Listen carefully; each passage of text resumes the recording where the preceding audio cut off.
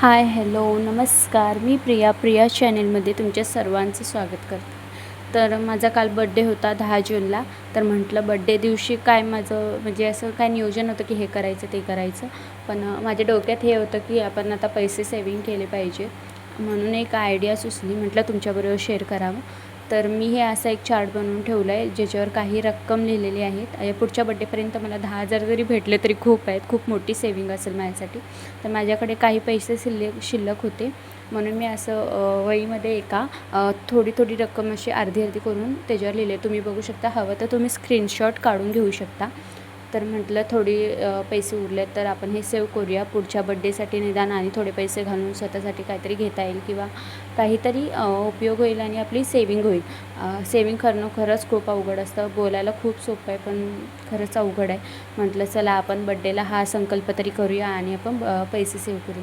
तर माझ्याकडे थोडेफार पैसे उरलेले आहेत, तर मी तुम्हाला सांगते कसं करायचं. तर मी ह्या 500च्या नोटा वेगळ्या करून घेतलेल्या आहे. आणि कसं असतं माहिती आहे का, म्हणजे आपल्याकडे जेव्हा पैसे असतात तेव्हा आपण इकडे खर्च करू, ऑनलाईन शॉपिंग, बाजार सगळीकडे आपण पैसे विचार करता खर्च करतो. पण जेव्हा आपल्याला गरज असते तेव्हा खरंच असं वाटतं की नाही, आपल्याकडे थोडीफार सेविंग तरी पाहिजे होती. तर चला आपण सेविंग करूया. कशी करायची, तर मी इथे काही आकडे लिहिलेले आहेत.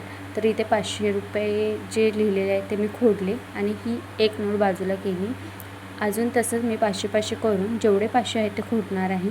माझ्याकडे जेवढे पैसे असेल, तुमच्याकडे जेवढे असेल ते तुम्ही करू शकता आणि खाली लिहू शकता एवढे बाकी. म्हणजे 490 आहेत तर त्याच्यातले अर्धे भरले आणि अर्धे नाही, तर किती रुपये बाकी आहेत खाली लिहून मग नेक्स्ट टाईम तुम्ही ते बाकी भरून ते पूर्ण कट करू शकता. तर मी असं 500 रुपये बाजूला काढून 500 रुपयेवर कट मारला, म्हणजे ते भरले असं समजायचं आपण. तर हे बघा, 500 रुपये जमा केले आणि मी इथले 500 खोडणार आहे. खरंच खूप अवघड आहे सेव्हिंग करणं. मी गेल्या बड्डेला ठरवलेलं की करायचं, पण या बड्डेला शक्य होणार आहे का नाही काय माहिती, म्हणून म्हटलं या बड्डेला आपण सुरुवात करूया.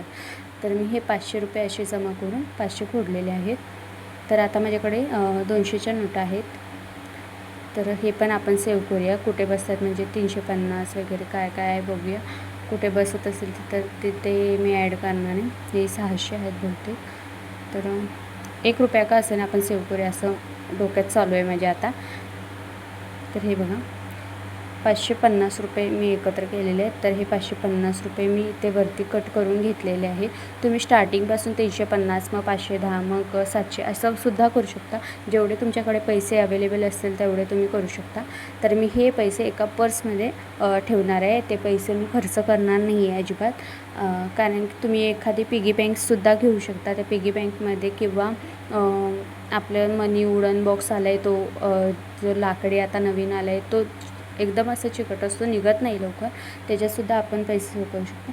तर मी हे पर्समध्ये हे पैसे सेव्ह करणार. मी हे पैसे खर्च करणार नाही जोपर्यंत माझे 10,000 रुपये सेव्हिंग होत नाही. तर अशा प्रकारे मी खोडलेले आहे. ते बघा, 350 रुपये वरचे मी 50 रुपये होते ते एक्स्ट्रा टाकले आणि 300 रुपये बाकी असं लिहिलेलं आहे. नेक्स्ट टाईम माझ्याकडे जेव्हा 300 रुपये येतील तेव्हा मी ते 300 ह्यात ॲड करणार आणि ते पूर्ण 300 बाकी आहे ते पण खोडून टाकणार, म्हणजे ते भरले असं समजायचं.